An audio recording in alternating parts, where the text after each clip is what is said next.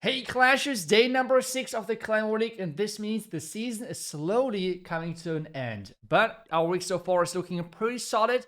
We just have to make sure that we're not throwing it all away now during the last couple of days. And this means we have to concentrate and get our best attacks in. And we're going in with the Warden charge in the Furnace with the Rocket Loons for the first attack, and then going to switch it up later on. But we're starting things off versus this base with the Fireball onto the Expo on the left side, I guess, with a hopefully really nice Earthquake and Fireball combination, and not messing up the Earthquakes like we did yesterday. That was so painful to rewatch the video, but this time around, we're going to make sure that we're getting the value. We're going to have a Flame Flinger taking down the top corner, and then we're going to have the heroes following things up wherever we need them.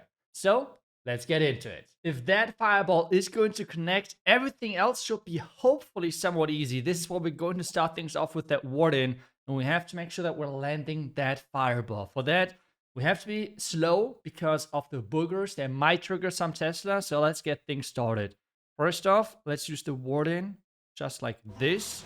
The Tesloon, the healers. So far, nothing has triggered, which is good for us. Now, where's the Warden going next? Invis right here. Now the Fireball, Earthquakes. And we're getting everything, hopefully. Yes! Let's go! That Fireball was amazing. Perfect. Now, let's start with the Firemites and the Furnaces. Another Testoon, just to be extra safe. We're adding a Headhunter for the Defending King as well, just to be super duper safe. And then we can get things started down here. Let's quickly start at the top side with our... Yep. Like that. Okay. With our... Oh, I still need one. I should... At this point, I'm sorry. I just need to concentrate. Not panic like we did yesterday. One more Rocket Loon over there. I will get back to talking in just a second as soon as my Warden is safe. And he is right now not really safe. So, use that Invis right here. The Defending Queen is going down, which is amazing. We're going to use that Rage. One Testoon. Do I have to use the Invis? I will just use the healers were not on Rage. Are you kidding me? No, not like this. Okay, where do we... I will use the Archqueen right here, so we're luring the healers. Okay, we still got this. Like the Furnace over here. We still got this. Oh, Poison. Let's just like that. Okay, looking... Oh no. Make sure that they're not getting... No, not into the healers. Okay. But we're still fine, I think, so far. We can use one Rocket Loon and this over here for the funnel. Okay. Now the Giga Bomb can actually get triggered and such, which is fine. We should get towards the core. King is triggering that. Let's use that Queen. Let's use the Minion Prince ability to tank for everything. The King ability, we need that as well to get to the core, I believe. Come on, King. Stupid Tornado Trap. Like this. Flame Flinger is still going on at the top side. How do we do this now? One minion here. Can use the Rage over there. Let's freeze this up. Like this. Let's add one wizard over there. Let's open the siege.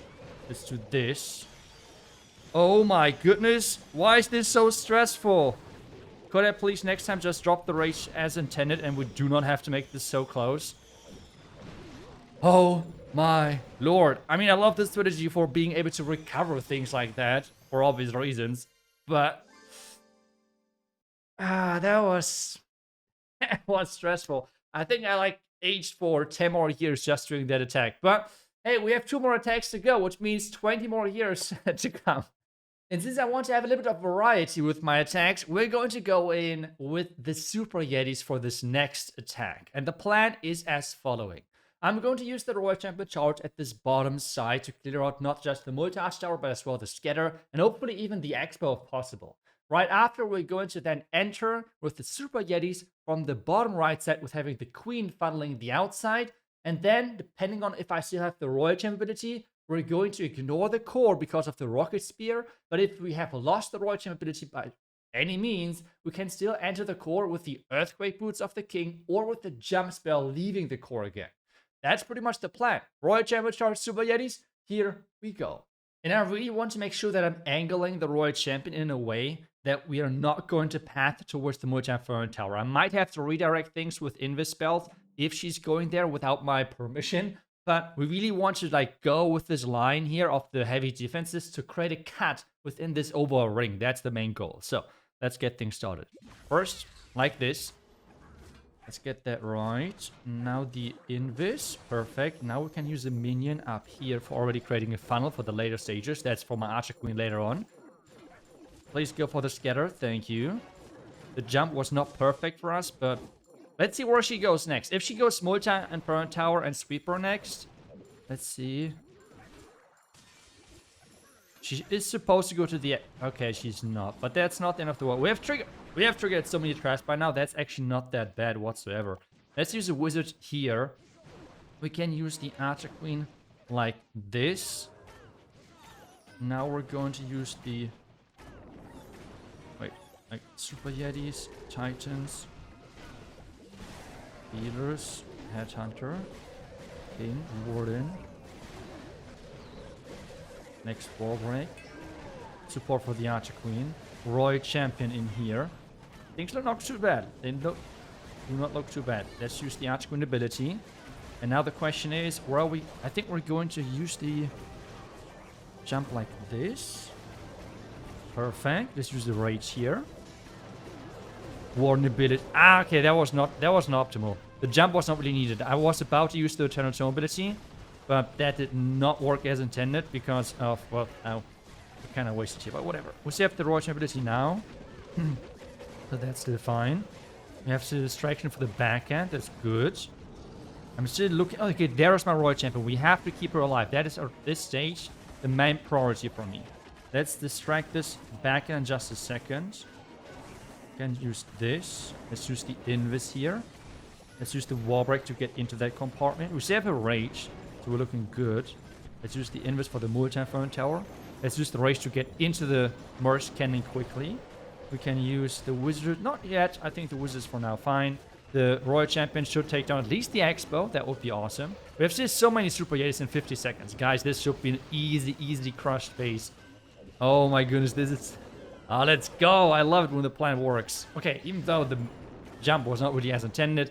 But in the end, it didn't really matter. Most of the corners were open, so that was like a freebie anyways. I would have liked to have the Royal Champion... Like, whenever she's jumping a wall, it's always a little bit more random on how she's jumping over it. On this one, I was hoping for sticking closer to this wall where the wizard is. And this would have meant that we could have taken down the Expo. But in the end, rewatching this, or like, obviously not rewatching, but like, looking back in time, I think it was actually quite good for us that she jumped in the way she did. Because this means she was able to trigger the tornado trap quite early, which obviously was perfect. And then, nice and easy 3-star. Let's continue because I have one more attack to do. And it should be no big surprise that we're going back to the Warden charge for this last attack versus the number 12 base. And the plan on this one is Warden at the bottom side, get a fireball onto that scatter shot to create nice pathing because I want to push my Warden into the Town Hall direction. So we can later on have then the right side taken care of with my remaining heroes, King, Queen, and as well the Minion Prince. On the far left side, we're going to have then the the Flame Finger to push the Warden into the Town Hall. That's the plan. Let's dive in. And for this one, I've actually removed a couple of the furnaces, and I will explain in just a second why, but I want to get the attack underway so I can explain that at a later stage so we're not wasting my preparation time here. But let's get things started with the fireball. That's exactly what we're looking for. So Warden here. That should be a good spot to start things off. Healers behind. I will use already... No furnace just yet, I think. So, as well, just take my time to set up the fireball. Then I will use the Flame Flinger in just a second, but I need to get that fireball right. And I will use the Invis in just a second over here on the right side. Are we safe? Do I have to use an Invis? I will just use an Invis. Okay, now the fireball setup, like Invis, Invis. Fireball now. And we're getting everything. Perfect. And now we're pushing towards the town, hopefully. Might have to turn the... Nope, we're not having to turn the storage invisible. Perfect. Now let's use the furnace right here. I should be able to use this as far on the left side as possible.